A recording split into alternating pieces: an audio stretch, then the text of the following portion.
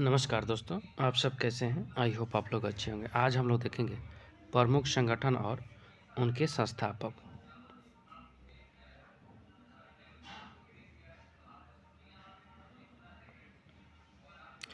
प्रमुख संगठन और उसके संस्थापक। संगठन, संस्थापक और मुख्य बिंदु। आत्मीय सभा का संस्थापक राजा राम मोहन राय थे।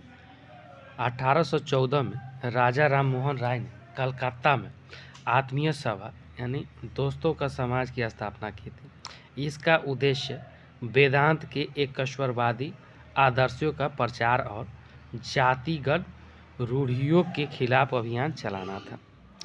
ब्रह्म समाज राजा राम मोहन राय के द्वारा किया गया था। राजा राम मोहन राय ने अगस्त 1828 में ब्रह्म सभा की स्थापना की, जिसे बाद में ब्रह्म समाज का नाम दिया गया। इसने बहुदेववाद, छवि पूजा और जाति व्यवस्था की निंदा की थी। Next question.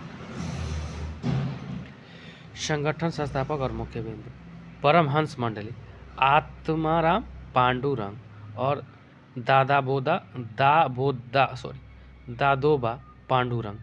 इसकी स्थापना 1849 से 50 ईस्वी महाराष्ट्र में दादोबा पांडुरंग और आत्माराम पांडुरंग ने की थी।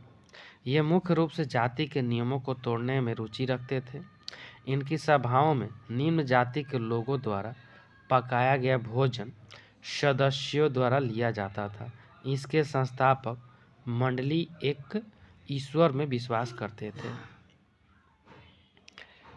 वेद समाज केशव चंद्र सेन और के श्रीधरलू नायडू के द्वारा संस्थापक थे।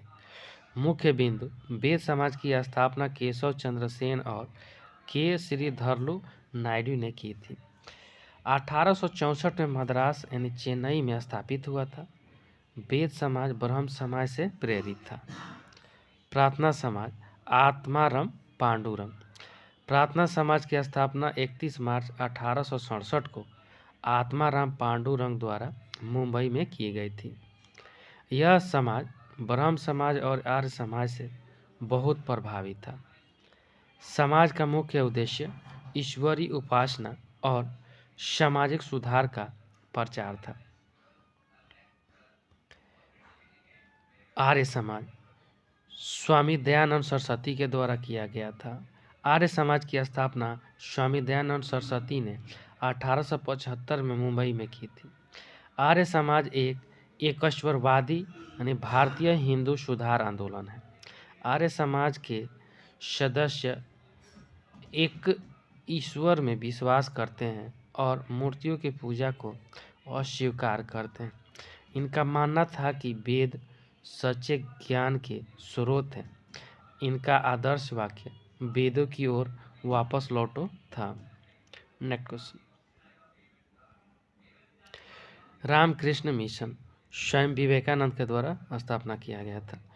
रामकृष्ण मिशन की स्थापना स्वयं विवेकानंद ने 1897 में की थी। रामकृष्ण मिशन का मुख्यालय पश्चिम बंगाल के बेलूर मठ में स्थित है। मिशन का नाम भारतीय संत रामकृष्ण परमहंस के नाम से प्रेरित है। रामकृष्ण परमहंस स्वयं विवेकानंद के गुरु थे। Next. Theosophical society madam H P. Blavatsky, colonel M S. Olcott के द्वारा की गई थी। इसकी शुरुआत मैडम एच.सी. ब्लॉटस्की और कर्नल एम.एस. ओल्डकाट ने की थी। वे भारतीय विचार और संस्कृति से प्रेरित थे और 1875 में न्यूयॉर्क में थियोसॉफिकल सोसाइटी की स्थापना की थी। इन्होंने अपना मुख्यालय भारत में मद्रास यानी तत्कालीन के बारहरी इलाके के अडयार में स्थानांतरित कर दिया। इस आंदोलन को भारत में एनी बेसेंट द्वारा लोकप्रिय बनाया गया था। Servant of society Gopal Krishna Gokhale के द्वारा संस्थापक किया गया था। 1905 में सर्वेंट ऑफ इंडिया सोसाइटी की स्थापना हुई। सर्वेंट ऑफ इंडिया सोसाइटी की स्थापना गोपाल कृष्ण गोखले ने की थी। गोपाल कृष्ण गोखले महात्मा गांधी के राजनीतिक गुरु हैं। भारत समाज के सेवकों को कल्याणकारी कार्यों में विभिन्न जातीय और धर्मों के भारतीयों को एकजुट करने और प्रशिक्षित करने के उद्देश्य से स्थापित किया गया था। तत्वबोधिनी सभा देवेंद्रनाथ टैगोर के द्वारा किया गया था। 6 अक्टूबर 1839 को देवेंद्रनाथ ने तत्ववर्धिनी सभा की स्थापना की, जिसका नाम बदलकर तत्वबोधिनी सभा कर दिया गया। सभा का उद्देश्य वेदांत और उपनिषदों पर आधारित हिंदू धर्म के तर्कसंगत और मानवतावादी रूप को बढ़ावा देना था। तत्वबोधिनी सभा कलकत्ता में शुरू एक समूह था।